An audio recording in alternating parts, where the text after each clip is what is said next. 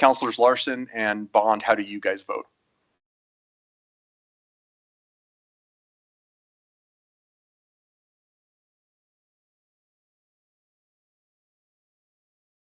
Oh, okay. I made a motion to excuse the absence of Vice Mayor McIntosh. It was moved by Councilor Pollock and Councilor Sweetie. And I just asked, please cast your vote. And then I was asking, how do you guys vote? Perfect. Please record the vote. With all councilors voting aye, the motion passes. Thank you. Perfect. Please join me in the Pledge of Allegiance. I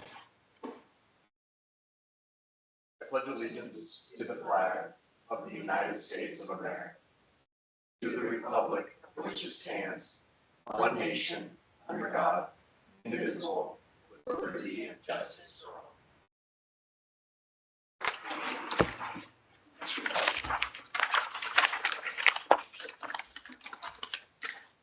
Please read the consent minute, approve the titles. Approving the minutes of September 2nd, 2025 regular meeting, September 2nd, 2025 executive session, September 9th, 2025 special meeting, September 9th, 2025 executive session, September 16th, 2025 regular meeting, September 16th, 2025 executive session, September 23rd, 2025 special meeting, and the September 23rd, 2025 executive session. Thank you. The chair would entertain a motion to approve the consent minute action agenda items just read. Moved by Councilor Haskins, seconded by Councilor Sweeney. Any abstentions? Please cast your vote. Councilor Bond, Councilor Larson, how do you vote? Aye. Please record the vote. With all councilors voting aye, the motion passes. Chair to entertain a motion to approve by minute action the October 7, 2025 bills and claims as audited by interim city manager Lopez. So moved. Moved by Councilor Pollock, seconded by Councilor Jensen. Any abstentions? Please cast your vote. Councilor Bond, Councilor Larson, how do you vote? Aye. Aye. Please record the vote. With all councilors voting aye, the motion passes. Thank you. Tonight, I'd like to welcome Deputy Chief Moore on behalf of the City of Casper Fire Department to discuss Fire Prevention Week. If you want to come forward, Deputy Chief, and introduce yourself and say a few words before I read the proclamation.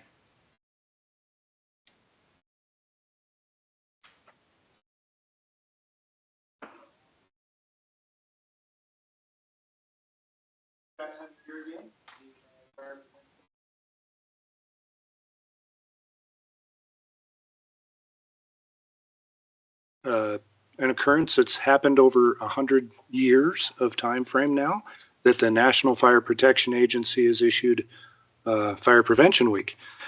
The theme for this year's Fire Prevention Week is Charge into Fire Safety. And Charge into Fire Safety is about lithium-ion batteries. Most of the electronic devices that we use, especially the portable ones today, are powered by the lithium-ion technology.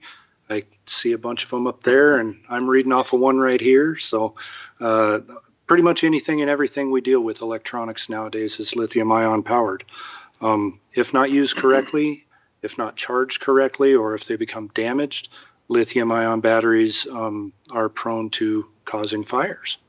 So we want to bring that knowledge to the forefront, bring it up so everybody can think about it and practice some safe tips. Number one is buy only UL listed products that contain our lithium-ion battery.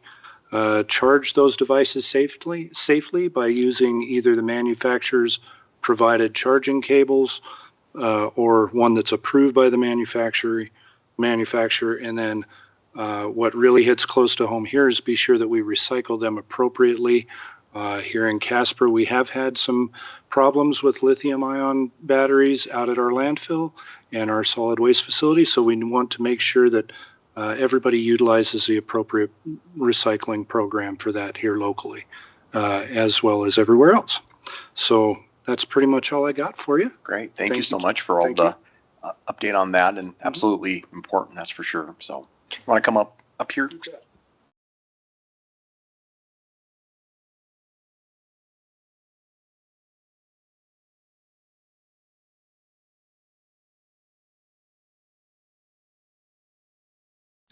Okay, just going to read for Fire Prevention Week, this proclamation. Whereas the City of Casper is committed to ensuring the safety and security of all those living and visiting the City of Casper, and whereas the Fire Prevention Protection Association reports an increase in battery-related fires, underscoring the need for public education on the safe use of lithium-ion batteries, and whereas residents should follow 3 key calls to action: buy only listed products, charge batteries safely, and recycle them responsibly to prevent battery-related fires. And whereas the proper disposal and recycling of lithium-ion batteries help prevent an environmental hazard and reduce fire risks in the home and community. And whereas the City of Casper's first responders are dedicated to reducing the occurrence of fires through prevention, safety education, and community outreach. And whereas the 2025 Fire Prevention Week theme, Charge into Fire Safety, Lithium-Ion Batteries in Your Home, serve to remind us that the importance of using, charging, and recycling lithium-ion batteries safely to reduce the risk of fires in homes and communities.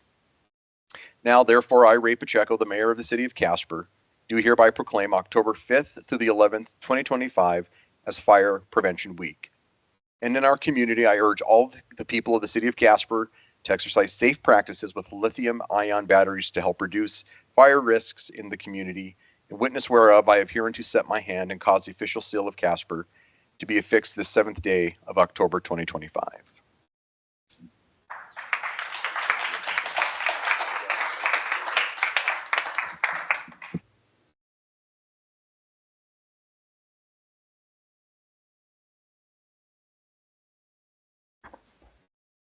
Thank you, Chief Moore. Appreciate it.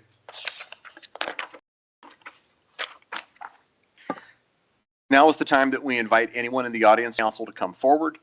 This portion of the meeting is dedicated to the public, allowing them time to discuss matters of public interest and to voice any concerns. We do ask that you please state your name, direct all your questions and comments to the mayor. No personal obscenities or threats will be tolerated. Council will not respond to personnel matters, and those will all be referred to our city manager. Councilors may ask clarifying questions, but if they choose to respond to these matters, they will do so during the scheduled council response time following communications from persons present. Presentations, as always, are limited to 5 minutes and no time extensions are permitted. Please note that public hearings and ordinances each have their own separate comment periods. Mr. Schriftman, good evening.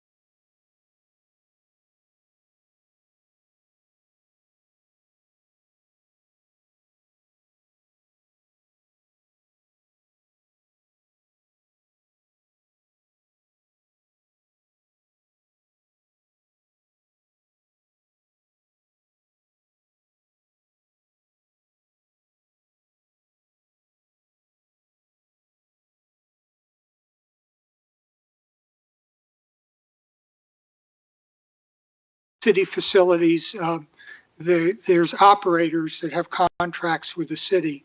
And the concern I think he was expressing was to make sure that those contracts are, the obligations under those contracts are fulfilled and that everything benefits the citizens and the taxpayers.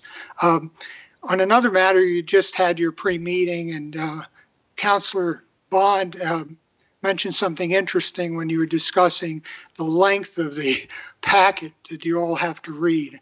And I kind of agree with Councilor Gamroth. There's a lot of information there, but maybe there can be a link if somebody wants to get more detail. It's very important that the public have that information. Recently, there was a hearing of one of the legislative committees, and they asked for volunteers for a working group, which I'm serving on, and some of the staff was participating. I've mentioned twice that our staff does a great job in responding in a timely manner, and if it takes longer, but the more information that the public can just download or look on the website, the better off we are. I always try to find that information first before I bother staff, because it does save time. So, any questions? Okay, thank you.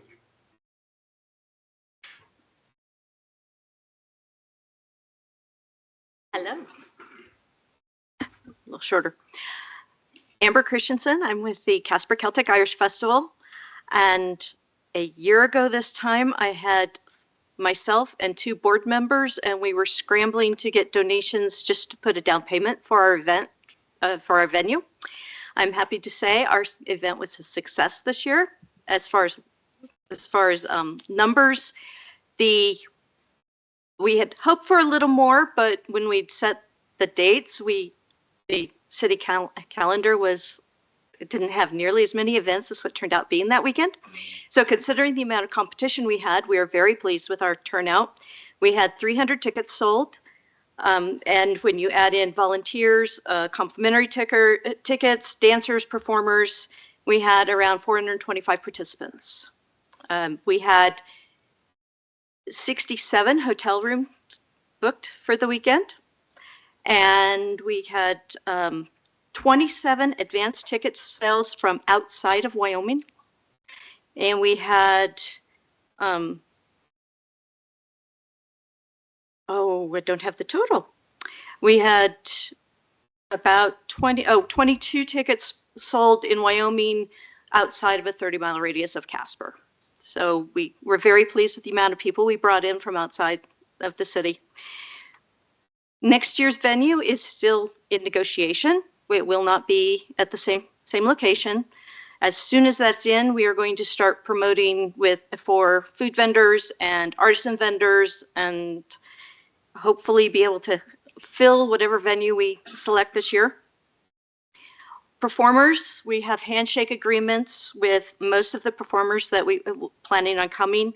Davey Holden will be returning to do his educational talks on Irish culture and relations with the United States. We have On the Lash will also be returning. Steel City Rovers signed on a year and a half ago to come this year, so they're very excited. And to me, a big coup, we have the Harp Twins featuring the Wolfgang Twins, which if you've never heard of them, check them out on YouTube, Facebook.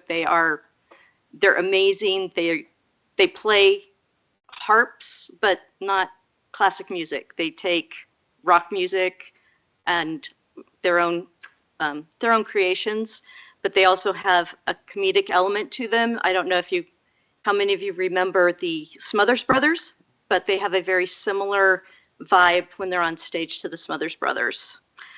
And we are looking for one more act. We're talking as a board whether we want to bring one more new act in, or if we want to bring Cullum Keegan back. Awesome. So now we're just looking for sponsorship funding. We're really hoping to bring the cost down for the participants in hopes of being able to bring more people in, but that will take sponsorship. So we're hitting the ground running this year. Wonderful. And that is, any questions? Great. Any questions, comments, anything? Yeah, go ahead. Thanks, Mayor. No questions, actually, Amber, but I'm pleased to hear that the first year went very well. That's very hard to pull off when you're conceiving of an event kind of from the scratch, and I was regrettably unable to make it, but I was glad you live streamed it, and the musical acts and everything I saw online were all amazing. So hoping to catch it next year. Good luck with the sponsorships, and thanks for putting all the time and effort into putting together the event. Thank you. Councilor Sweeney. Thank you, Mayor. So I wasn't able to attend all the events I wanted to, but I mean, the entertainment on the live acts was first class, and talks, I think I got to 2. But maybe you've got enough with what you've already got booked, because I couldn't get to everything I really wanted to. And hopefully it can be on a weekend,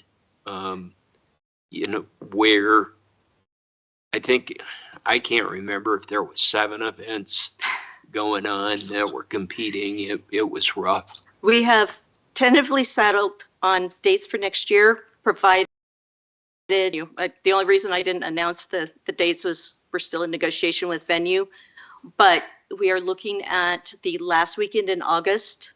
So Friday, the 28th and Saturday, the 29th of August. So hopefully, Hopefully yeah. there won't be another festival and Comic-Con and a gun show and I lost track what else there was that day. Yeah.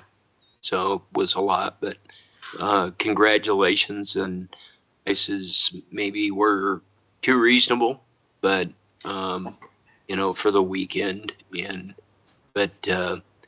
then my only other comment was with the amount of knowledge that Davey had and the way he projected that, it just seemed to me, and I mentioned about having our hometown ambassador to Ireland, Governor Mike Sullivan, to kind of collaborate and do a give and take. And I think that would be a draw. A lot of people really like Governor Sullivan here in town and across the state. And it might be something to consider if he's available. So I have notated that. I will look into it. But I really appreciated it, and it was a great time, and appreciate all your efforts. I know it was a ton of work. So Thank you. in sponsorships, I don't know if we still have a matching funds program through the city or if that's been turned over to Visit Casper, but So, over to Visit Casper. Partnership. Casper. Oh, okay. We had some impact grant. We did receive some. Yeah, so it's same program. So fingers crossed we get the higher. We'll put a good word in. Thank you. Thank you. thanks, Amber. We continue to appreciate your communication and bringing this to us, and it was a pleasure being able to address you guys and be able to talk to you all. So I'll try and be back in the spring. awesome. Thank you. Thank you. Appreciate it. Any others who wish to address the council?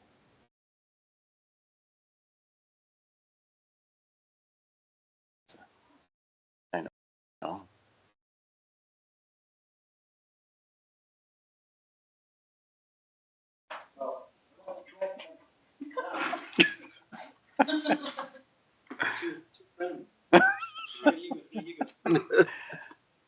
Good evening.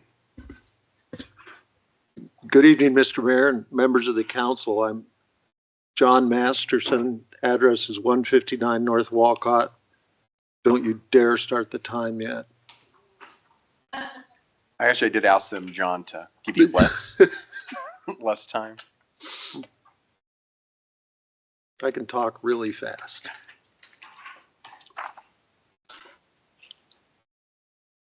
If I may, Mr. Mayor? Please, thank you.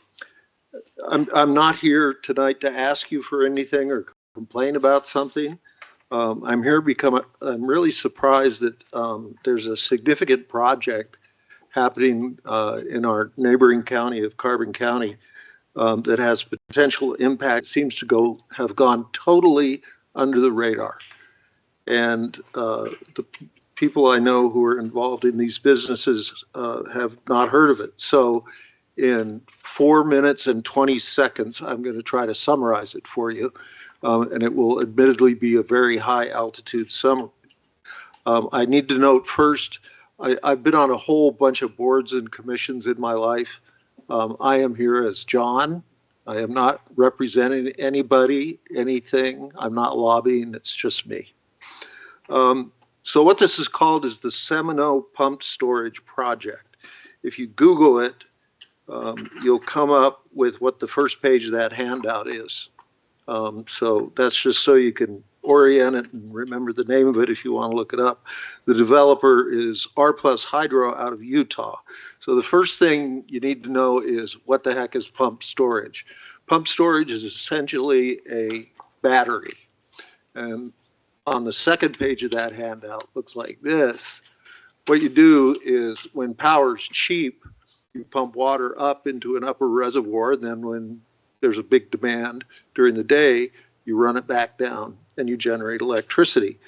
Many of them are closed loop. This, in other words, they're isolated from any other water body. This one is not. This one plans on being the construction of a 10,800 acre feet water reservoir up from Seminole near the dam. It'll then travel through a 30-foot diameter tunnel more than 1,000 feet down and emptying down right by the Seminole Dam. The maximum discharge rate of the water is 10,000 cubic feet per second. The project, if it goes forward, will also include relocating a power line and building a new one. By the way, all the things that are in the handout that I gave you, those are all from the developer. The third page is the developer's explanation of the benefits of it, including around 500 direct construction jobs, over 4 to 6 years of construction, 30 to 35 permanent jobs. You can read it as well as I can. The fourth page of it is this diagram. Gives you kind of an overview of what it is. But to me, the best explanation, best idea of what it looks like is the very last page. It's a project aerial view created on the computer of what it would look like. So all this is in Carbon County, and why am I in front of the Casper City Council? Because I feel that there are potential impacts to our community that could come from this that people may not be aware of. And specifically, in 1 minute and 15 seconds, water from Seminole goes to Cortez, and then it goes into the North Platte. You may know that the Miracle Mile is right there. If you start messing around with the water that goes into the Miracle Mile, as far as dissolved oxygen, turbidity, sediments, and temperature, especially temperature. Trout are divas, and they like specific things. Will it happen? I don't know, but there's a risk. And we live in a community where, according to Visit Casper last year, 835,000 overnight visitors who spent $377 million in our community. Obviously, all of them are not anglers, but there is a significant portion of people who come here, travel from all over the place to fish the Miracle Mile and to hunt up there. The area where this project is anticipated to be is in crucial winter ranges for bighorn sheep, mule deer, and pronghorn. The only disease-free wild sheep herd in the state is in the Ferris Seminole Mountains. You're talking about a 5-year construction period with construction traffic, blasting, roads being closed. It could potentially interfere with wildlife viewing, hunting, and fishing. I know I'm over time, Mr. Mayor. With your indulgence, I'd ask one thing. I'd ask if I could add one thing. Go ahead, I'll allow. Thank you. Lots of people like walleye fishing. Seminole is a big walleye fishery. According to the R Plus Hydro study, when you go to pump water up to the upper reservoir, there's this beautiful term called entrainment. They estimate that up to 24,000 walleye will be entrained during every year this project operates. Entrained means turned into little tiny pieces of walleye because they will be chopped up in the course of being pumped up. The last creel count of fishermen from Seminole for walleye. It was done a long time ago. It was 2015, but was 4,100 caught by anglers. So to try to give you an idea of the impact, that's why I point that out. So, Mr. Mayor, I'm not asking you to do anything. You may do with this as you see fit, of course, but I think you should be aware of it because I think it may have a significant impact, and the draft environmental impact statement is out. Thanks, John. Questions? Yeah, go ahead, Councilor Sweeney. Thank you, Mayor. Thank you, Mr. Masterson, for this information. So the Seminole directly feeds into Pathfinder. Well, long stretch of river in there, but yes. Okay. Mhm. Okay. So in your on the Game and Fish Commission, has Game and Fish taken a stance yet on this, or won't they? Mr. Mayor, Councilmember Sweeney, the department is involved and is engaged in the process, and they will be going forward. Okay. Mayor, if I could. You bet. Yep. So is your biggest concern, as far as entanglement or entailment? Entailment, yeah. Is that a huge number? Unbelievable number. Not unbelievable, but is that one of the major concerns, or is the possibility of the heating of the water? I've not heard that before on the heat up. I've heard of, possibly losing due to the movement, but I've not heard of the heating element. Mr. Mayor, Councilmember Sweeney, again, this is John. It depends on if you like trout or you like walleye, I guess. The concern I have is that if you mess around, if you take water from a shallow upper reservoir that's exposed to the sun and you dump it at 10,000 CFS into Seminole, you're going to create a tidal effect, and you're going to be doing this every day. So you're going to impact temperature, sediment, turbidity, oxygen, all of those things, and all of those are going to flow downstream. So what concern is bigger than the other? I think it's in the eye of the beholder, sir. I think if you're a mule deer hunter, you might be concerned about it as well. If you're a wildlife viewer and you can't go up there and just enjoy the wildlife or go camping or something like that, it will affect it. And if something like this goes forward, and maybe everything will be fine. But I hope that it's done carefully and deliberately, because if something goes wrong, you can't get it back. One more. You bet.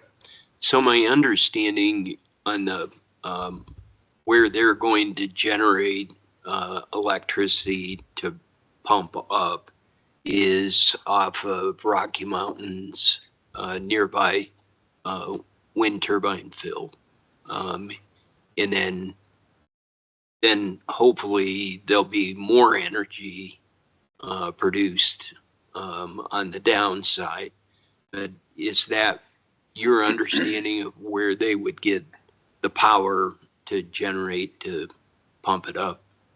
Mr. Mayor, Councilmember Sweeney, I believe, and I won't swear to it, but I believe the idea is to supplement and store energy because it's basically a battery.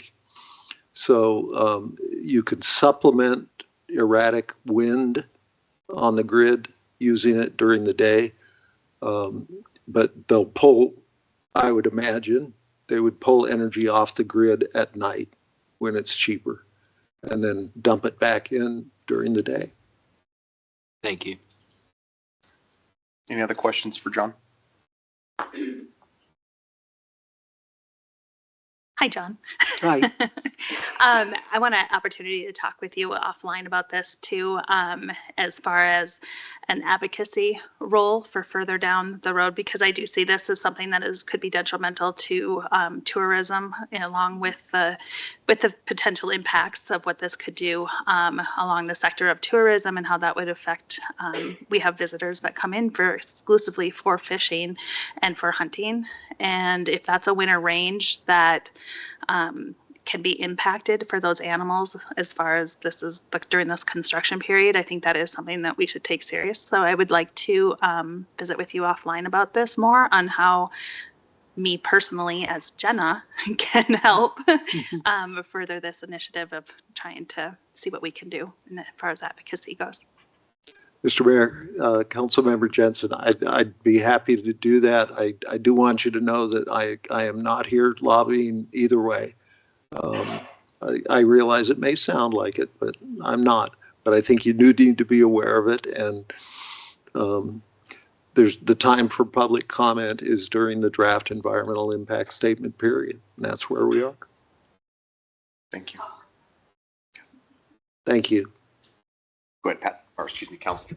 So, John, so who actually controls the reservoir? Do we, as citizens, necessarily have a say other than the environmental impact study that's going on, or does the Bureau of Rec control? I mean, is that who we're fighting or agreeing with on this? Mr. Mayor, Councilmember Sweeney, the Bureau of Rec operates the reservoirs. A lot of the land, if my Onyx hunt is correct, around this is owned by them. And then there's a large chunk of BLM property as well as some sage grouse core areas, but we won't go there. But anybody who wishes to express a concern or opinion, citizen, entity, government, whoever, can participate in the draft environmental impact statement on whichever side, expressing whatever concerns you wish. Thank you. Are there any state sections? I'm sorry, I didn't hear. Are there any state sections, or is it all BLM? State. I believe it's private and BLM. I'm sorry, Mr. Mayor, No, Councilmember Sweeney. I believe it's primarily BLM and Bureau of Rec. Yeah, if I could, it just says right here, Pat, on page 3, that they're located on BLM, USBR, and private land near the. So much for Onyx Hunt, Mr. Mayor. Well, we appreciate your time. Thanks, John. Thank you, Mr. Mayor. Appreciate it. Thank you all. Any other comment? Good evening, Mr. Ellis. How are you? Okay, so I'm going to read something that has been prepared. Absolutely. Yep. Okay, thank you, Mayor. Okay, good evening. My name is David Ellis. Thank you for this opportunity to speak about Shine the Light. This is a community vigil for safer schools. This will take place Saturday, October 11th at 5:30 at David Street Station. This gathering is to heal and stand together and to shine a light of children, our schools, and our community.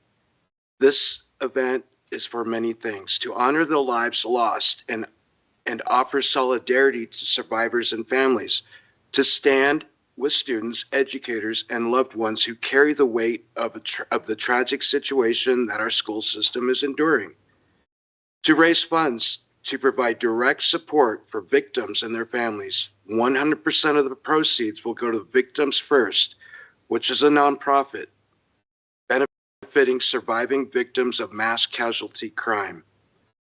This event will include reflections, community voices, live music, and a fundraising auction of items donated by caring local businesses.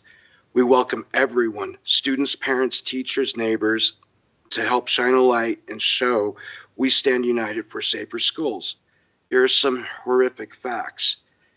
In 2025 alone, there have already been 11 school shootings in the U.S. that resulted in deaths or injuries.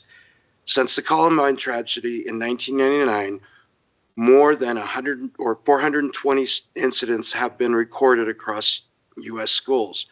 Over the same time frame, hundreds of thousands of students have had the experience of attending a school that was exposed to violence during the school year. Behind each statistic is a wounded family, a traumatized student, a teacher or staff member carrying grief. When we come together in moments of grief and reflection, we reclaim our shared humanity. We will send a message that our community will not be defined by tragedy, but by compassion. Compassion. We intend this night to be a light in the darkness, to lift up survivors, to encourage conversation, and to remind our leaders that safety in school is not optional, it's fundamental. So I invite you to join us this Saturday. Let this be a night of remembrance, unity, and hope. Thank you. Thank you. So, David, can you just tell what time is it and where's it at? Maybe you already said that. David Street Station at 5:30, At 5:30. October 11th. Yep. And I know I'm in talking with Elise about be going there to speak to the group. So DC Martinez will speak, and also Frank Dow. great, perfect, And artists will be lined up. great. Yeah, Yep, I plan on being there. thank you. Any questions? Thanks for working on that, David. And I hope to be there. I'm glad to hear the mayor's coming.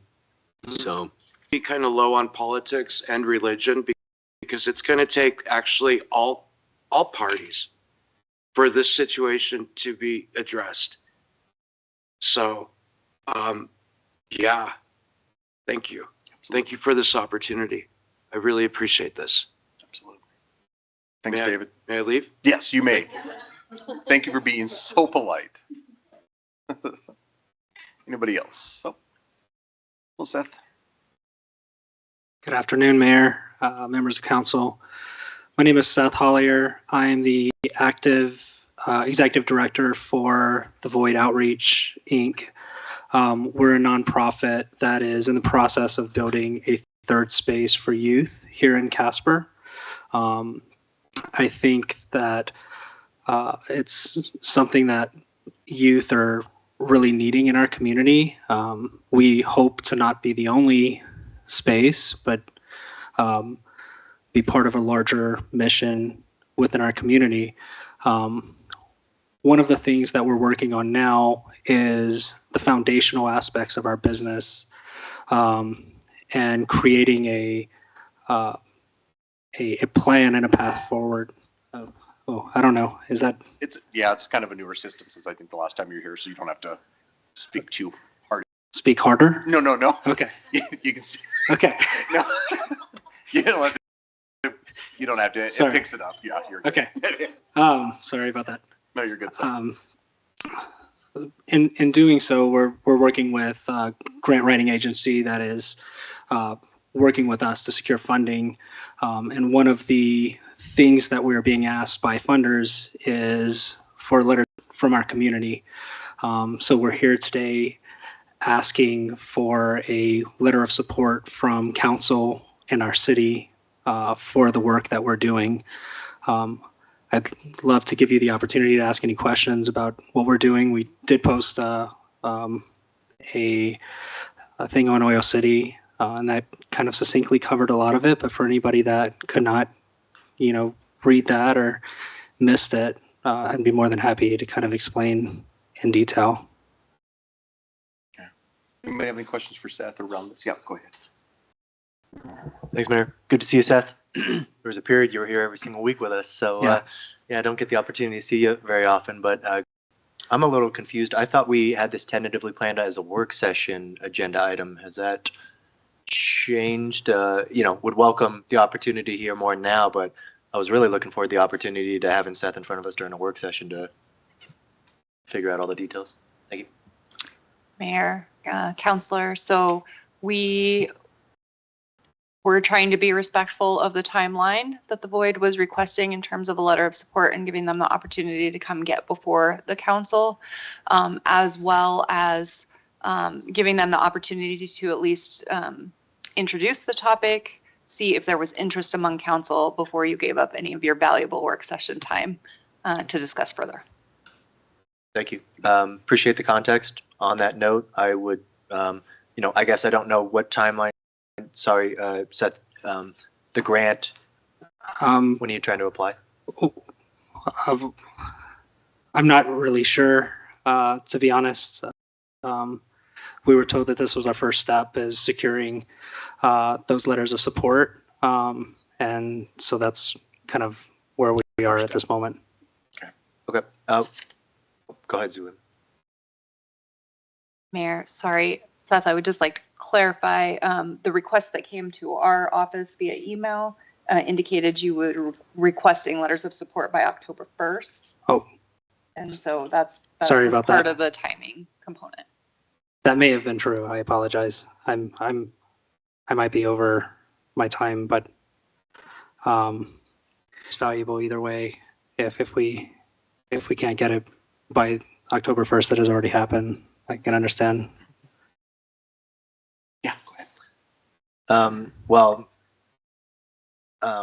I would love to learn more in a work session. I'd happily add it to our agenda, but knowing you and having spoken with you lots in the past and following what you did with the Void when it was downtown, I like your track record. I like the things you're doing in our community. I think you are very creative, and I'm thankful that you're looking to kind of spin up a different version of what you were offering at the Void. And so, I personally, just already being familiar with you would be fine with us crafting a letter of support. But if other folks who are less familiar think it warrants a work session, I would absolutely support that as well. So whatever that looks like, happy to support the endeavor. Councilor Pollock. Thank you. Thanks, Seth. Good to see you. I didn't see the article in Oil City, so I'm wondering if you just have kind of like, I'm familiar with the Void. I have been in that space, but can you give me just a high-level overview of when you say third space, what does that look like? What are you hoping to achieve? What does the programming look like there? Just some real kind of basic items that way. Sure. Mr. Mayor, Councilmember Pollock, at a high level, we're looking at creating a space that is focused on generating skills for youth and creating a entrepreneurial pathway for them. I'm sorry, it's freaking me out. No, you're good. You're good. An entrepreneurial pathway for them to be able to take the skills that they're learning within our space and translate them into actual work and a funding mechanism for them to utilize. One of the main things that we're focused on is creating programming around mental health. So every program that we create will be mental health driven, either forward facing or behind the scenes. And the space is really catered to a member of youth that are kind of in the creative space. So what that looks like, I can't really tell you yet. One of the founding principles is that the space is created by youth for youth. And so while I have ideas of what that may look like, I think it would be irresponsible of me to kind of to use those as because what the youth may need may be fundamentally different than what I'm envisioning. I will say that the space is going to be available for youth ages kind of 14 to 20. It's going to be focused around developing soft skills. So sewing, wood shop, maker activities like 3D printing, laser engraving,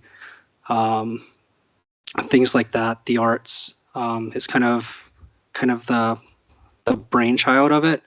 And then again, what that looks like and how that looks like and what type of activities youth decide to bring is kind of up to them to create. Any follow-up? Thank you. And then in terms of the letters of support that you're seeking from the community, is it sort of just a generalized like blanket letter of support? Or there's some specific areas that you're trying to demonstrate support in? What does that look like? So I think the overall goal is to demonstrate need within our community for what we're doing, and I hope that with the track record that I have and the things that I am doing, and the people that we have involved within our organization, that the community can kind of get behind that and recognize that it's something that's of value to our community. Thank you. So we've called out specifically third spaces in our council priorities. So do you think a letter kind of attesting to that and indicating that that's been an ongoing conversation at the council level would kind of indicate that need? That would be sufficient. Okay, great. So yeah, without knowing like a ton of detail, I hesitate to get super specific in terms of what am I supporting or not supporting, but in this scenario where we've got a stated council, we could speak to what you've done in the community before. I think I would feel comfortable with that. Yeah, thanks. Agreed. Thank you. I think we could even probably speak to the point of mental health also. That's part of one of our things that we want to target as well. Councilor Sweeney. Thank you, Mayor. So I wasn't familiar with you, but definitely appreciated what you pulled off at the Void. So had you applied for is this kind of in the realm of the third space, and did you apply with the Health Trust? We did apply with the Collective Health Trust, and we did receive grant funding through the trust for this initiative. So what we're trying to do now, that funding provided us a mechanism to do the research with the youth over the next 9 months. And part of the conversation with the grant writing team that we have now is to forecast funding subsequently once that research has been created and we have a direction from youth of exactly how they want us to proceed. Awesome. So why don't we do this? I know we'll have council response. So let's go ahead and move towards that for thumbs up to see if we want to do that letter of support with all that in mind. Is that okay? Okay. Yep. Thank Thanks, you. Seth. Appreciate it. Anybody else wish to speak to council? Good evening. Good evening, Mayor, Council. My name is Mark Rizzi, 2301 Belmont Road, Casper. I'm also the president of 6 Mile Draw Improvement District. And let me say, not by choice. But anyway, the city of Casper has been using our outfall line for years, our outfall sewer line for years. We have been sending invoices to the city for years. The city doesn't pay them. Right now, the bill is over $500,000 that 6 Mile Draw has billed you people, and you haven't. It's fallen on deaf ears. We took you guys to court for trespassing. The judge deemed you guys did not trespass. You had implied consent, but you don't own the line. Therefore, you're using our line without compensating us for it. You charge us every month to use the 201, and we don't own it. You guys use our line every month and don't compensate us for it. We want to know,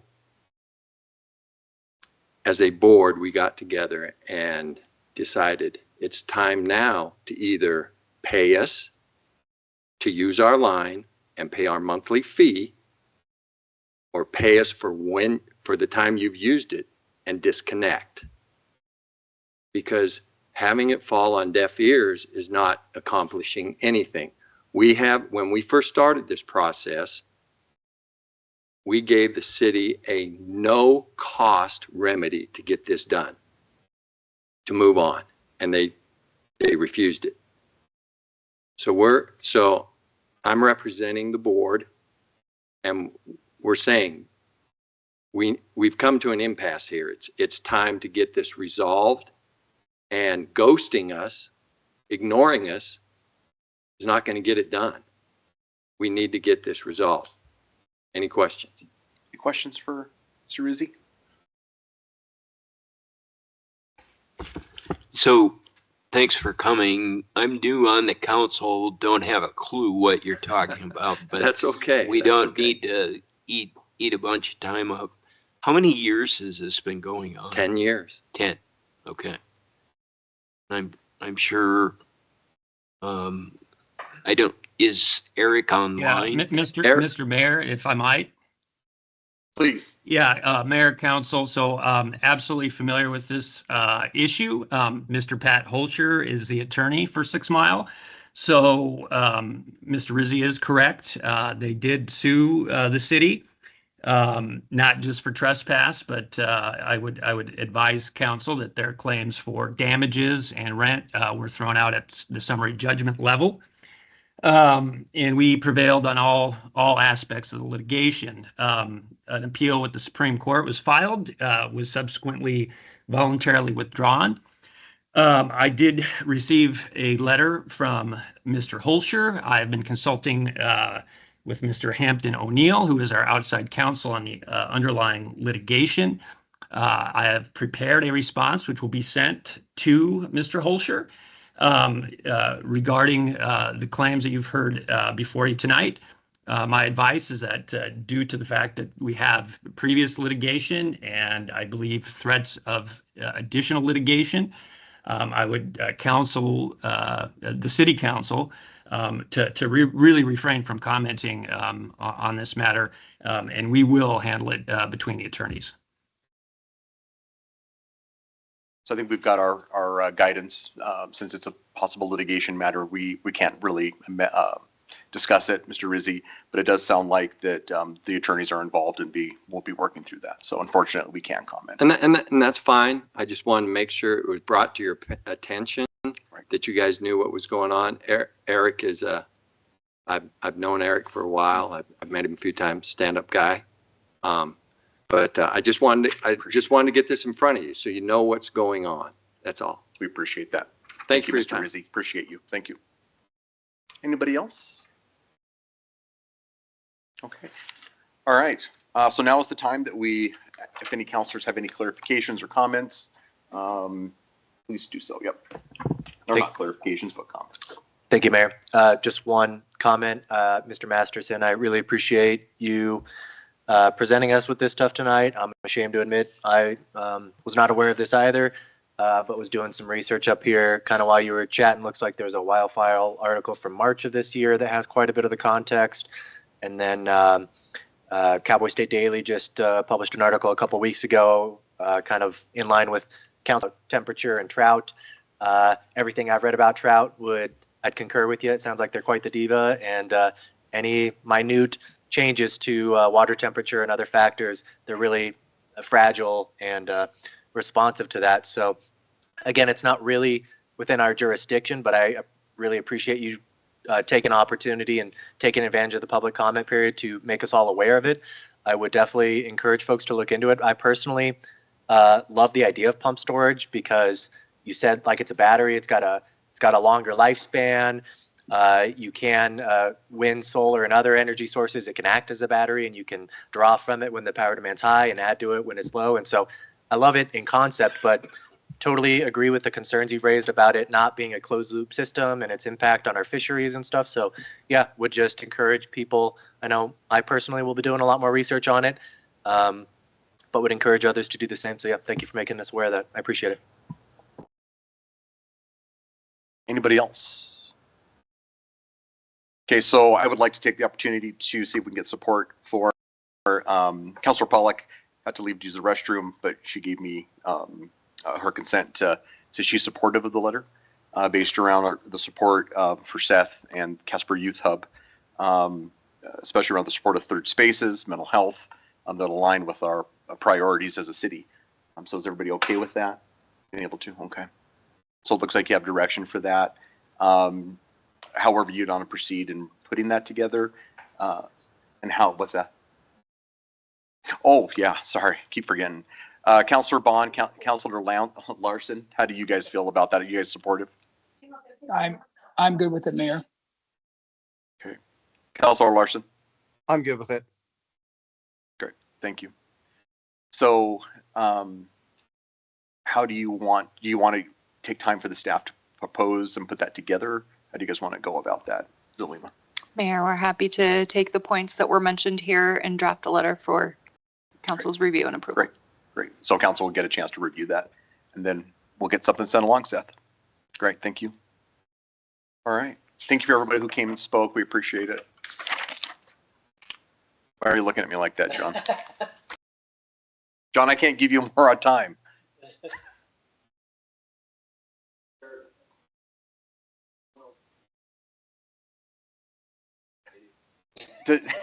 To talk about the same issue? Just to be clear.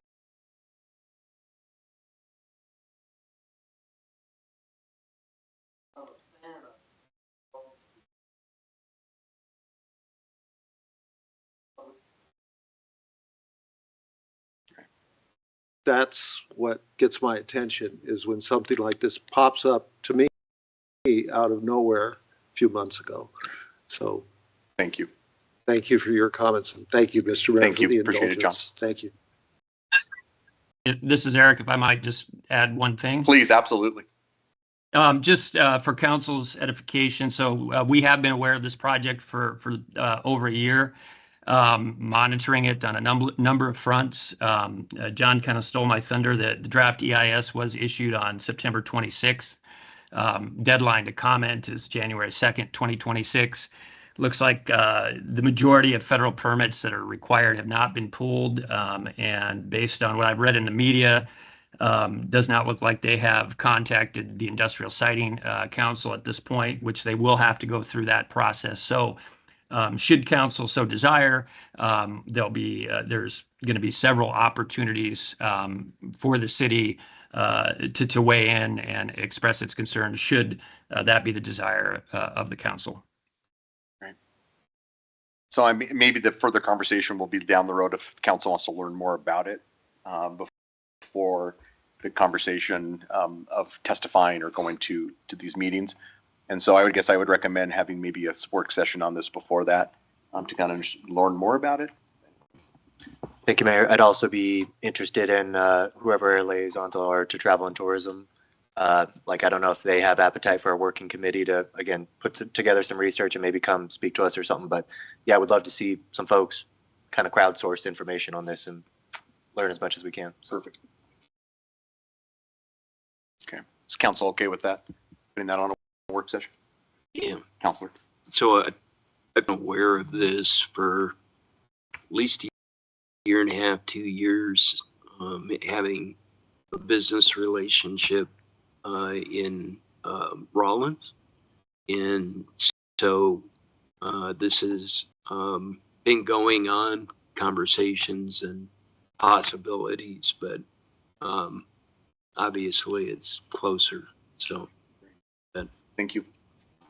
Thank you all. Appreciate that. Okay. Thank you again to everyone who spoke. We always appreciate public comment. Please read the consent agenda title.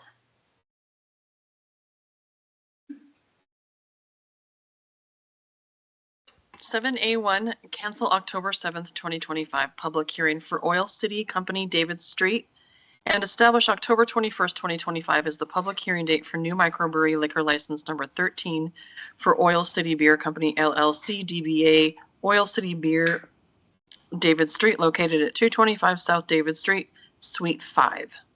Chair would entertain a motion to by minute action cancel the public hearing and establish the public hearing date just read. Moved by Councilor Gamroth, seconded by Councilor Jensen. Any abstentions? I'd like to abstain, please. Any other abstentions? Okay, please cast your vote. Councilor Bond, Councilor Larson, how do you vote? Aye. Aye. Please record the vote. With Councilor Pollock abstaining and all other councilors voting aye, the motion passes. Open for the consideration of the resolution for the fiscal year 2026 budget amendment number 1. Madam City Manager, do you have any exhibits? Thank you, Mayor. I do. Exhibit number 1, correspondence from Jill Johnson to Zalima Lopez, dated September 25th, 2025. Exhibit number 2, affidavit of publication from the Casper Star Tribune, dated September 18th, 2025. Thank you. Madam City Manager, do you have a report that you would like to talk about? Thank you, Mayor. I do. As reviewed during the work session on September 23rd, it's dominated by the rolling of projects and contracts from last fiscal year, projects that were completed or began in a previous fiscal year but were not completed. And so now we need the budget authority to continue and or complete those projects. This is consistent with budget amendment number 1 every year. However, while that is nothing new, the figures are always quite high. This year, that total is about $125 million. And so it's certainly worthy of attention and thoughtful consideration given by this council. So we appreciate that. In addition to those rollovers, there are a few features of the amendment that I want to mention. First, this year, we did introduce a new category in the interest of transparency, indicating to council where we have project rollovers with repurposed funds. So these were dollars that were budgeted in a previous fiscal year. The project was completed under budget, and so the excess funds can now be used for other projects. And so that totals about $953,000 in funding that we would like to roll into projects that are currently underfunded, but this would allow us to complete those projects in the current fiscal year and get those projects over the finish line with this additional funding. And the second feature that I would like to review is that this proposal for Budget Amendment 1 does include a category or a request of completely new spending authority totaling just under $21 million. That's for projects including the wastewater treatment plant screw pump replacement, the solid waste building purchase, Washington Park band shell, wastewater treatment plant facility study, and new police cars.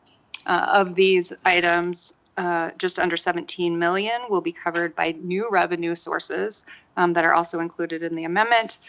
And the net budget impact, we would like to note, given that, there's $21 million in new requests, but almost 17 million of that will be covered by new revenue sources. The net budget impact of these requests is about 4.1 million. Effectively a 2.3% increase over the approved FY26 budget.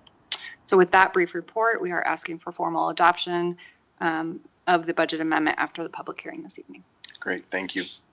Council will now listen to public comment. Public 5 minutes and no duplication of speakers will be allowed. At this time, I would ask those individuals who wish to speak in favor of the resolution to please approach the lectern. Anybody who wishes to speak in favor? At this time, I would ask those individuals who wish to speak in opposition to the resolution to please approach the lectern. Good evening.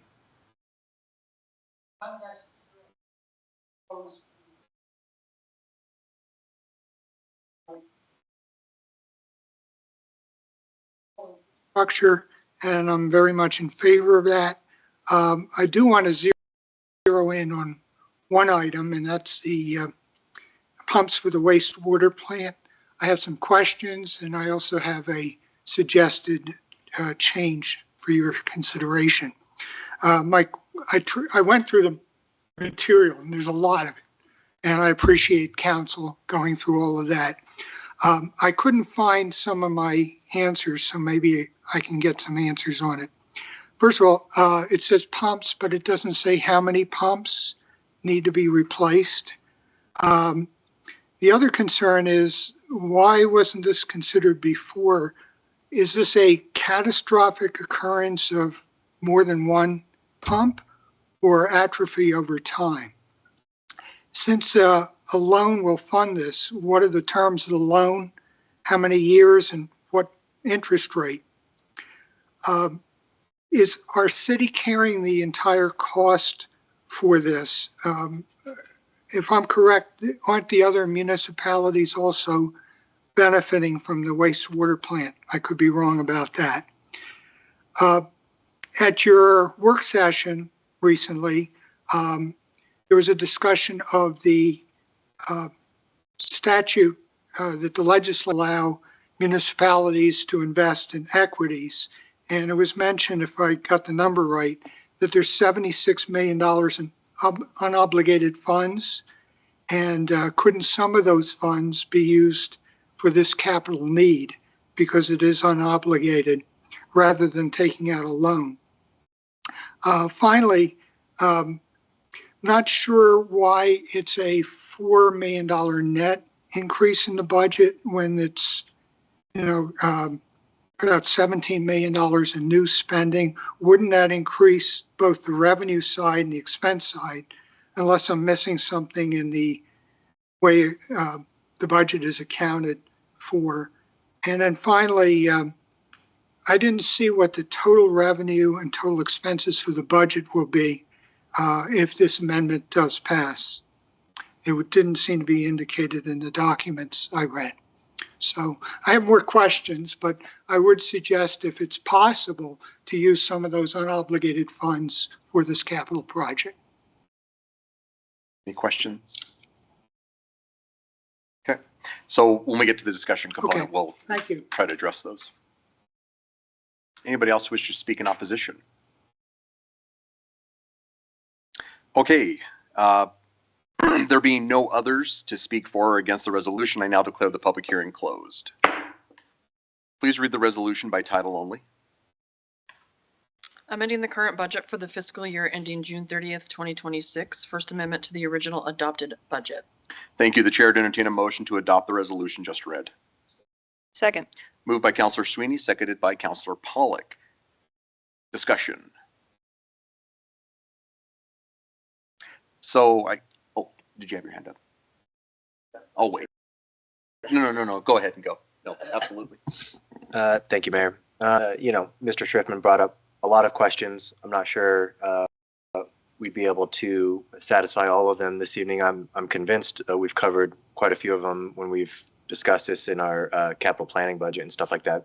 I was not able to pull up the notes in quick enough order to be able to provide some of those answers, but I would be curious. I don't know if our finance director or potentially chief operating officer would be able to speak to either some of the questions about the infrastructure or like the unobligated funds, particularly the unobligated funds and the reserves. Again, I don't want to put you on the spot necessarily, Jill, but if you do have kind of an elevator speech, I do think that is a topic that is of interest to the public and one that is a lot of misunderstanding around. So again, I don't know if you're prepared to give a little 60-second kind of rundown or not, but I'd welcome it. Madam City Manager, is that okay to bring up staff? Thank you, Mayor. Yes. Okay, thank you. Come on up. Mayor, Councilor, thank you for those questions.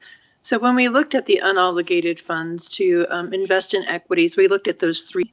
So the first one is reserves. So when we talk about reserves, those are funds that we keep aside for emergency purposes. So we don't budget them. They are just set aside so that in case something bad happens, we have the ability to continue to function.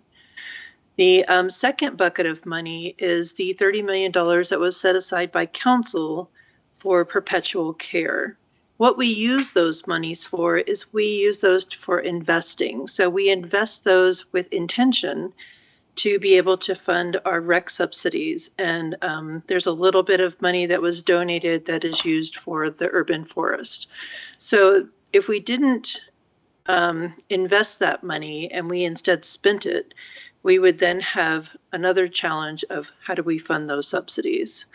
And then the third bucket of money is actually something that we set aside as a sinking fund for the debt service for the Fire Fund A pension obligation.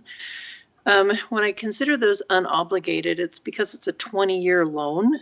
So the whole purpose of a sinking fund is to earn interest so that we can invest a lower amount of money, but still meet our obligation at the end of the 20 years. So that is those three buckets of money and what their purpose is. And that's why we looked at those for investing in equities. Thank you, Jill. And if you could confirm for me, our perpetual care fund, of which we have that $30 million corpus, that generates for us 1.2 million in interest revenue? It is not that high. I'm sorry, Mayor, Councilor, it is not actually that much money.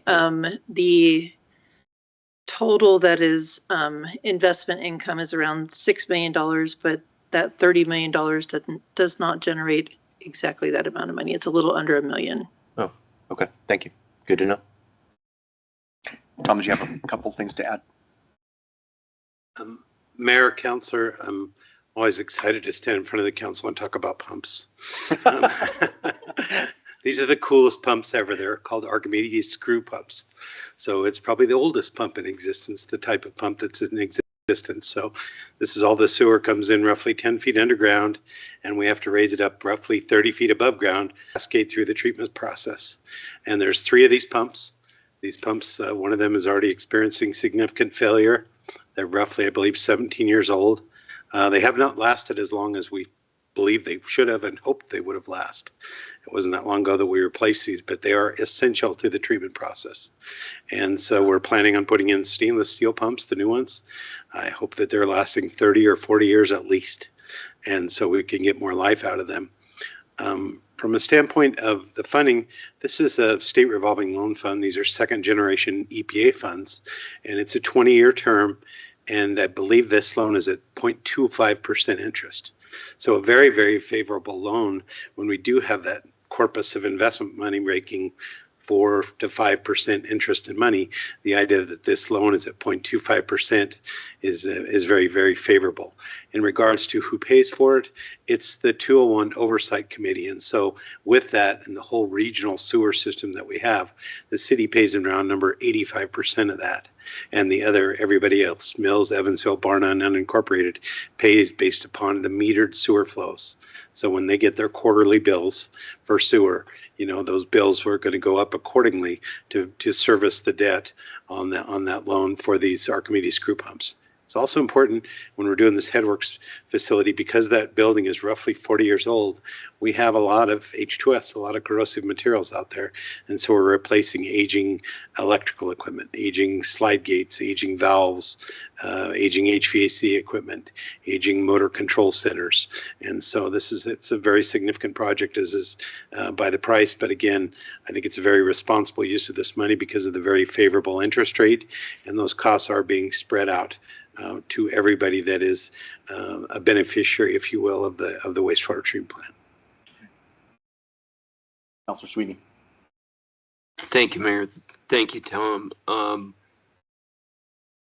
Were these projects just approved at SLIB last Thursday? Mayor, Councilor, yes. So, I really appreciate you taking the time to go down in front of SLIB to talk about this, along with 2 key players to answer any questions they might have. I think that's invaluable. Unfortunately, I mean, the staff got to see the process, but unfortunately, it got placed.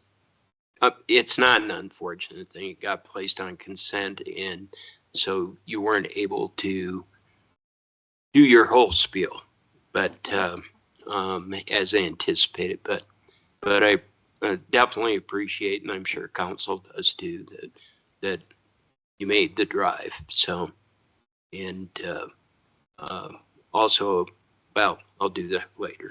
So. Thank you. Councilor Pollock. Thanks. And Tom, can you just, we've covered the bulk of the questions that were raised, but if I remember right from the work session, this is the cost for all 3 pumps. Is that correct? Mayor, Councilor, that's correct. Yeah, Mayor, Councilor, as well as it's the whole Headworks building.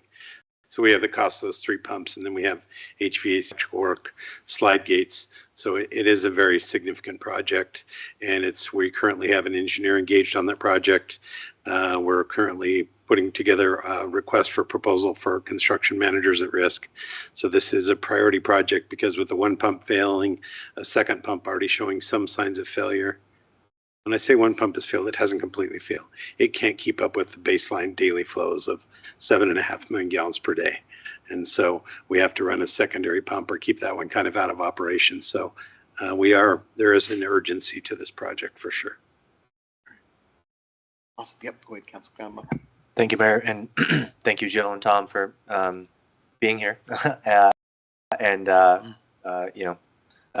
speaking kind of off the cuff like that.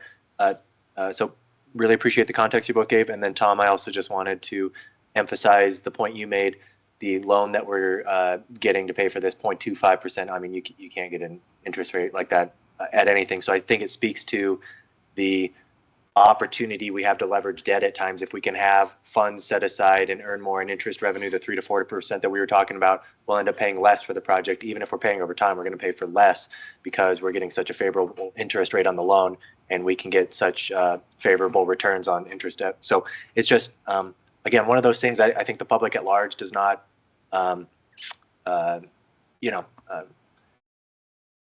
get the opportunity to kind of reflect upon and stuff. So I just really appreciate you emphasizing that and bringing that forth in the discussion. So again, thank you both. Appreciate it.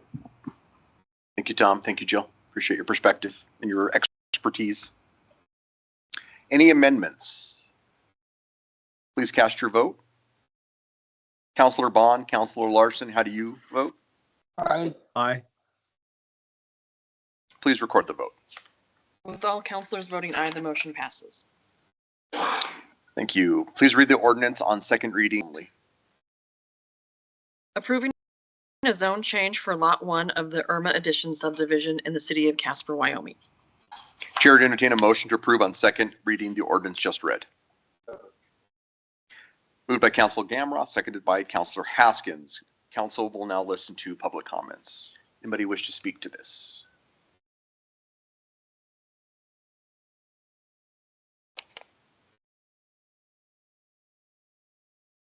Good evening.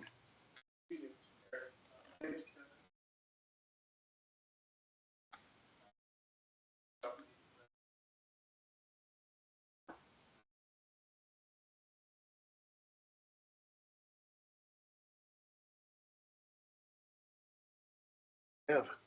Does anybody have any questions? Okay, I don't think so. All right. Thank you. Thank you. No, thank you for being here. Yep. Appreciate it. Yeah. Yeah, that's fine. Does council have any discussion? Okay. Any amendments? Yes. Councilor Gamroth, Councilor Haskins did. Yeah. Yep. Any amendments? Please cast your vote. Councilor Bond, Councilor Larson, how do you vote? Aye. Aye. Please record the vote. With all, motion passes. Thank you, guys.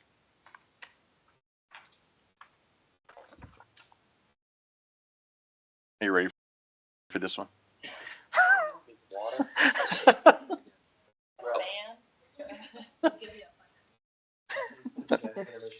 Councilor Sweeney, take your time. All right, here we go. Council will now consider consent resolutions. Please read the consent resolutions by title only. 10A1, authorizing an agreement between the city and Waddle and Daub contractors Incorporated for the Fort Casper Building Rehab Project. 8A2, authorizing a contract for outside city water service contract with Ensign United States Drilling, Inc. 10A3, authorizing a sole source contract for professional service with Mars Company for the installation of a Mars Series 511 test bench. 10A4, authorizing e-lock box account with Wells Fargo Bank for electronic bill payment processing. 10A5, replacing the City of Investment Policy. 10A6, authorizing a contract for professional services with Ultimate Specialties LLC to replace liner wear plates for the city's North Baylor project. 10A7, authorizing an agreement with Civil Engineering Professionals Incorporated for design, engineering, permitting, and construction administration services for the Casper Tank Replacement 2025 project. 10A8, authorizing the sole source purchase of 22 Model 7 Taser and 1 docking station for Proforce Marketing Incorporated. 10A9, authorizing a contract for professional services with Western Water Consultants Incorporated for professional service for the 14th Street Improvements LED project. 10A10, authorizing a contract for professional services with Ivari Consulting Incorporated for engineering services for the street lighting master plan project. 10A11, authorizing a guaranteed minimum price amendment to the contract with Sampson Construction Company Incorporated for construction management services for the Casper Business Center Police Remodel Phase 2 project. 10A12, authorizing amendment number 1 to the contract for professional services with engineering Professionals Incorporated for additional services for the North Casper Athletics and Recreation Complex Improvements Project.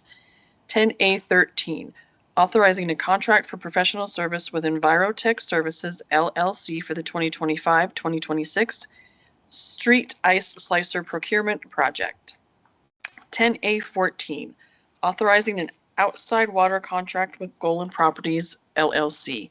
10A15, authorizing a use license agreement between the City of Casper and WSRM LLC for the City of Casper to host a youth basketball tournament at the Wyoming Sports Ranch. 10A16, authorizing a use license agreement between the City of Casper, WSRM LLC for the City of Casper to host an adult volleyball tournament at the Wyoming Sports Ranch. 10A17, authorizing a site lease and memorandum of lease for a wireless communication facility, Tower US-Wyoming-5008 /KRVK KRNK-FM between the City of Casper, Wyoming and VB-S1 Assets LLC. 10A18, authorizing the release of various local assessment district liens concerning the Westridge Improvement Phase 1 project, Local Assessment District 159. 10A19, authorizing the purchase of 2 24-passenger transit buses through the Arizona State Purchasing Cooperative Agreement between the Arizona Department of Transportation and the City of Casper. 10A20, authorizing a real estate purchase agreement between the City of Casper and the Associated General Contractors of Wyoming Incorporated for the purpose of purchasing land and buildings for the Solid Waste Division project. 10A21, authorizing a cooperative agreement with the Wyoming Department of Transportation for I-25 litter and vegetation control. 10A22, authorizing a site lease and memorandum of lease for a wireless communication facility, Tower-Casper 1FM /US-WY-5028 between the City of Casper, Wyoming and VB-S1 Assets LLC. Thank you. So moved.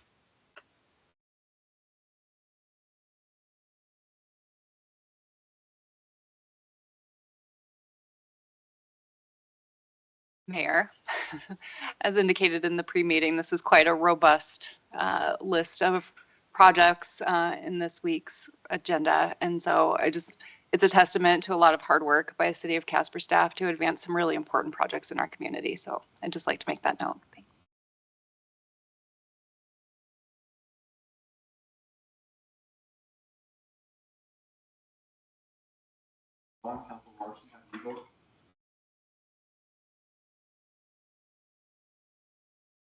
My microphone's not on, sorry. Counselor Bond, Counselor Larson, how do you vote? Aye. Aye. Please record the vote. With all counselors voting aye, the motion passes. Please read the consent minute action titles.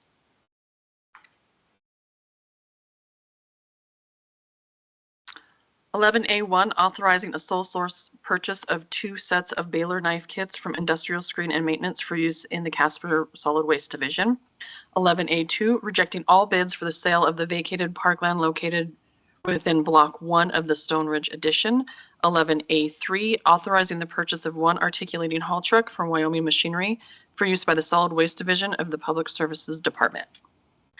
Thank you. The chair would entertain a motion to approve the consent minute action agenda items just read. Moved by Counselor Sweeney, seconded by Counselor Haskins. Any abstentions or nay votes? Please cast your vote. Counselor Bond, Counselor Larson, how do you vote? Aye. Aye. Please record the vote. With all counselors voting aye, the motion passes. Thank you so much, everyone. This time, we ask counselors to bring forward any relevant concerns or any items of interest. I'll start with Counselor Larson. Thank you. I got nothing. Thank you. Counselor Bond, do you have anything? Just to say congratulations to Carla for getting through that marathon, and also, and then I was also wanted to just mention to council. I think most of us or all of us should have received an email this past week from a representative of Prometheus Technologies, I believe it was. They are looking at some business endeavors. Sounds like it's shared between Natrona and Converse counties. But anyway, just sounded kind of interesting, and just want to see if there was interest among council of perhaps inviting those individuals to do a brief update for us at a work session or pre-meeting. I don't think it would take very long, but it might be kind of interesting to hear about. But Would council be amenable? I think everybody saw that email to have them come to a pre-meeting just to kind of give a brief update on it. Oh, okay. Sorry. Yes, yeah. So take a look at that, and so it seems like an interesting concept that they're going to be bringing in to have that conversation. I think it would be well worth us to be able to listen to it. If you want further kind of in depth in that, let me know, and we can get you forward to that email too. Yes, I don't know if you know Mary Throne. Yeah. So yeah, that's who it was. Okay, perfect. Thank you, Councilor Haskins. I had a couple of different meetings with the opioid settlement committee, starting to review RFPs. We're going to start going through those. No concrete or anything to bring forward, but good bit, a chunk of hours over the last couple of weeks. And then we had a priority-based budgeting meeting. Started going through that again. It's not on the back burner. We don't have anything to bring forward and tell you we've made decisions or anything, but we're still learning through. They're still working through that. And aside from that, I don't have anything else. Great, thank you. Councilor Sweeney. Thank you, Mayor. Just wanted to mention a couple of, I think it was last Wednesday or Thursday, the advanced Casper breakfast. And I'm sure others will talk about it, but our interim city manager gave a excellent presentation that I thought spurred a few questions, and so I thought it was really good, and great venue, and glad to see the Roans are opening that up for different purposes, and I think it'll go over well. At least I hope so. So Friday night, 1224 Club did their recovery rally, and I'm guessing there was at least 400, maybe 500 there, and very well attended. But in particular, that that I wanted to mention. The chief and sheriff both were there, but the Beacon of Hope Award was represented or presented by 1224 Club to Master Officer Terry Jackson, who's a 23-year veteran of the Casper Police Department and then the Sheriff's Department before that. And if at some time council could recognize him also, but I take it he's not much of a public speaker, but his acceptance speech was, I think, remarkable. So, but then Saturday, Meals on Wheels had a very different fundraiser for a couple of hours with dollhouses. And so that unfortunately wasn't well attended, but they've got other ideas too. There was unbelievable stuff. And Sunday that I attended, Self-Help Center puts together a domestic violence candlelight vigil over by the river. I tried to hold the umbrella for the chief, but he's all about getting soaked, I think. So, but he gave a excellent speech, and if you've not been to that event, it's usually the weather's a little nicer than that, but it was a nice event also. I appreciated the chief's comments.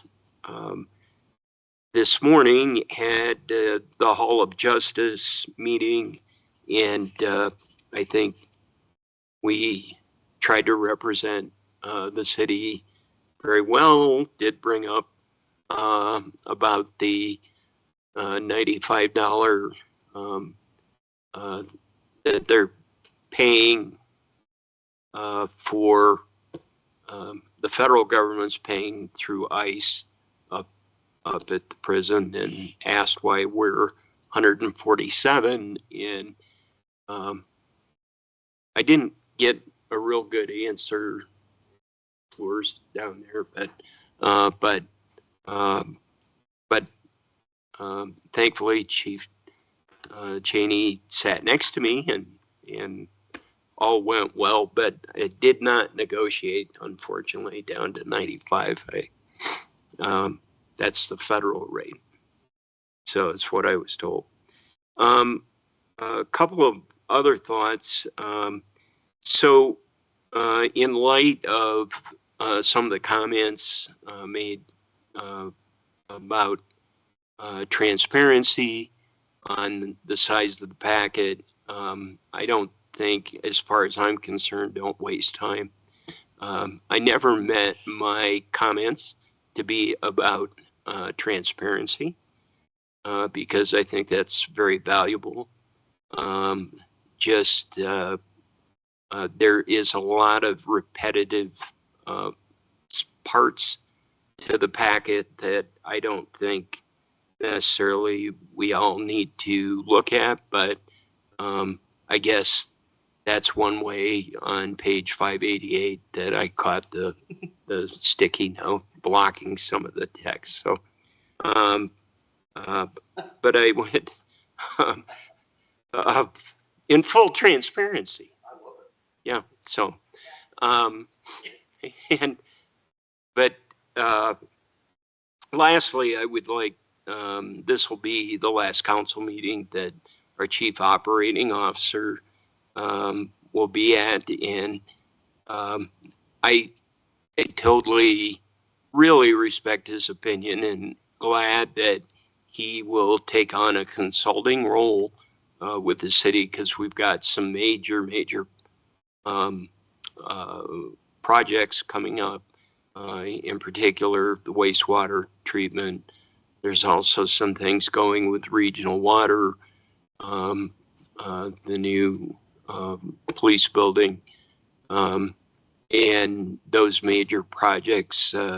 His wisdom in really my reliance on his depth of expertise was a lot of the reason I voted yes on a lot of stuff. So appreciate his expertise and knowledge and look forward to continuing to work with him if I'm allowed, you know. So, but sometimes I overstep the bound.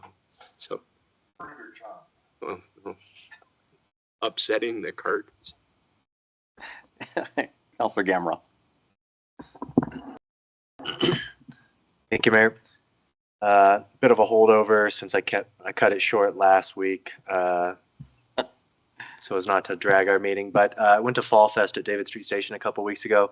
It was a really great event. Weather was beautiful. Turnout was great. It's always one of my favorite events of the year. But I wanted to make note of the fact that when I showed up, it was after the event had started. Parking street side was filled for blocks. The Goodstein parking lot was near or at capacity. So I mean, there was thousands of people downtown, totally packed.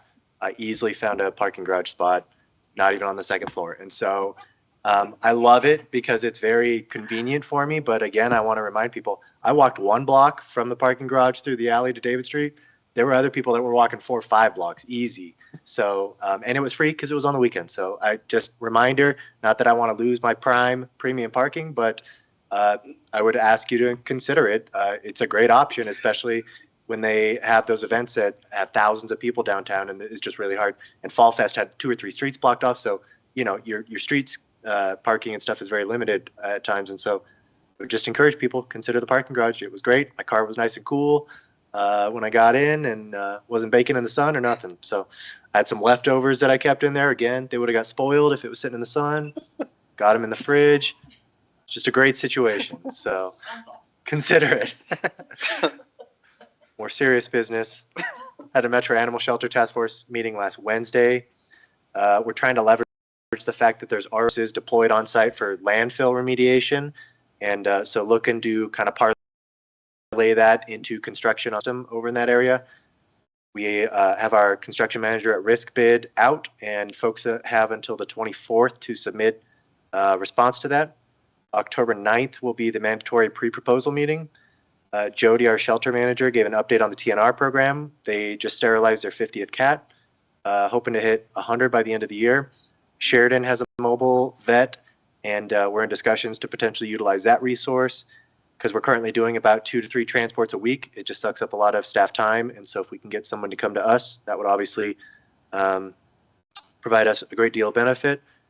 They are building an inventory of cat deterrent tools over there to help folks, you know, because we have got emails and calls, you know, people have reached out saying, you know, appreciate your efforts to get rid of feral cat colonies, but in the meantime, until they die, that sterilized cat is wandering around my neighborhood. So hoping to give people some tools to keep those feral cats from getting into their gardens and stuff like that. We're going to be reaching out to local vets to see if we can fill Dr. Richard Schwann. He used to be on that board with us, providing that kind of professional expertise, but he has since sold his clinic and is not in that industry anymore. So hoping to backfill his expertise there. Next month's outreach, they're going to be doing some low-cost vaccine and rabies clinics. And then next year, we're looking to do a lot more spay and neuter events. And our next meeting will be January 7th. Again, the frequency's kind of dialed down until construction of the new shelter and stuff starts ramping up. And then Jody just kind of filled us in on their tiered volunteer program up there. They got 3 tiers. So the first tier, you come in, you have monitored engagement with animals. It's very basic training. There's a second tier where you get fear-free training. You get more involved with the dog testing and more freedom with the animals. And then tier 3, that's kind of like the top level of volunteer. They do the Doggy Day Out program. They help with TNR events. They have to have volunteered at least 30 hours, unmonitored time with the animals. So just, you know, if you're interested in volunteering for Metro, I would encourage you. They're doing a great job building up that volunteer program. I thought we were up to like 30 volunteers, up from like 5 or 6 in the past. So just really flourishing. And if you're interested, reach out to Jody up at the shelter to get involved. Had a opioid task force meeting. As Councillor Haskins said, we spent the weekend. So on top of our 800-page packet, we got to look through all the proposals for that RFP. I think we got about 6 proposals. And so we looked through them all, scored them, and chatted about them yesterday. We have narrowed down the field of candidates to 4 that we would like to interview. Those interviews are going to take place on October 20th, and we should have some recommendations to bring forth back to council at that time, and the county as well, since they're our partner in this, to consider recipients for that funding. We got some really great proposals from some really well-established organizations in the community, and I'm excited to get to the point where we're dispersing those funds and measuring success of those consequent programs. I'd be curious if anyone would like to be my proxy for the Downtown Development Authority board meeting we have Thursday at 11:30 at CityWorks. I will be in Pinedale the next 2 days for our Wyoming Association of Municipalities board meeting. Liz sounds like she's confirmed to be attending DDA, so she'll be able to speak for the city, but I am a voting member of that board, and so in the case they need a quorum or need to vote on important stuff, if anybody's free Thursday at 11:30, grab my arm on our way to exec, and I would love for someone to fill in for me. What time is it? 11:30, Thursday, CityWorks downtown. I think I saw a nod from. You got me, Jenna? Okay, cool. I will let them know you're coming. And that's all I have. Thank you, Mayor. Great. Thank you. Appreciate it. Councillor Jensen. Okay, well, Domestic Violence Awareness Month is a national campaign in October dedicated to raising awareness about domestic violence and supporting survivors, organizations, and individuals to highlight the experiences of survivors, other resources, and to promote efforts to prevent and end gender-based violence through events like Purple Thursday and where people wear purple to show their support. So I am asking you to participate by wearing purple on Thursday. Join in the conversation, and also we are constantly in need of volunteers for domestic violence advocates here for our police station. So I urge you that if you have a deeper calling to help, that you maybe go talk to Isa or Leslie over at the police department, and we can help you become a volunteer. So that's all I got. Great, thank you. Councillor Pollock. Well, most of my items have been touched on. I don't have anything to add to the Metro update that Kyle gave. It was also the priority-based budgeting task force meeting. Yeah, work continues there. Kind of starting to think about how do we make the work digestible? Like, what's the sequence now that we've sort of done the internal work? So, yeah, stay tuned for updates as we go. But that task force continues to meet and continues to think about how to best move that project forward. I also attended the advanced Casper breakfast. In addition to the excellent presentation that Councillor Sweeney mentioned from our interim city manager, we heard from the CEO of Visit Casper and also the director of the DDA. And so it was a really just kind of complementary set of perspectives that kind of painted a picture of the state of the community and what everybody's working on. So really enjoyed being there. And I've got a couple things coming up this week, including Parks and Rec on Thursday. So I'll have a report for you next week. And then additionally, the Toronto County Improvement Coalition Committee will be Tuesday. So I've got a few things. I'm also looking for a proxy if we're shopping proxies right now for MPO policy next Thursday at 11. Councillor Vice Mayor is typically the alternate there, but I'm not sure if he'll be back or not by then. So what's the date? The 16th at He'll 11. be back on the 12th. Okay. I'll approach it next week with him then. Sounds good. Cool. Thanks.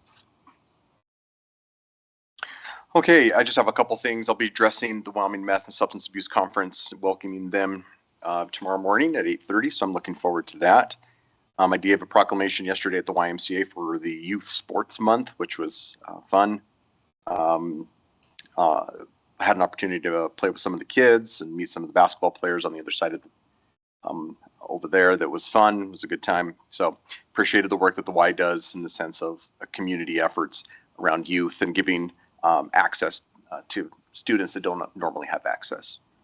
I too attended the priority-based budgeting, so I appreciate Councilor Haskins and Councilor Pollock as well. It's continued work that we're doing, and I appreciate the work that Jill's put in and our city manager is as well. I think that's all I've got. A notice of an executive session to take place on this date and during this meeting have been given. We have matters to discuss related to attorney-client privilege, litigation, and personnel. The chair would entertain a motion to adjourn into an executive session, and at the conclusion of this executive session to reconvene the regular meeting solely for the purposes of an adjournment of this regular meeting. So moved. Moved by Councilor Pollock, seconded by Councilor Haskins. There are a majority of councilors present, and a motion to adjourn into an executive session has been moved and seconded. The motion requires a 2/3 majority of the council present. Please cast your vote. Councilor Bond, how do you vote? Aye. Just for clarification, Councilor Larson had to leave, so that's why I'm not asking for his vote. Please record the vote.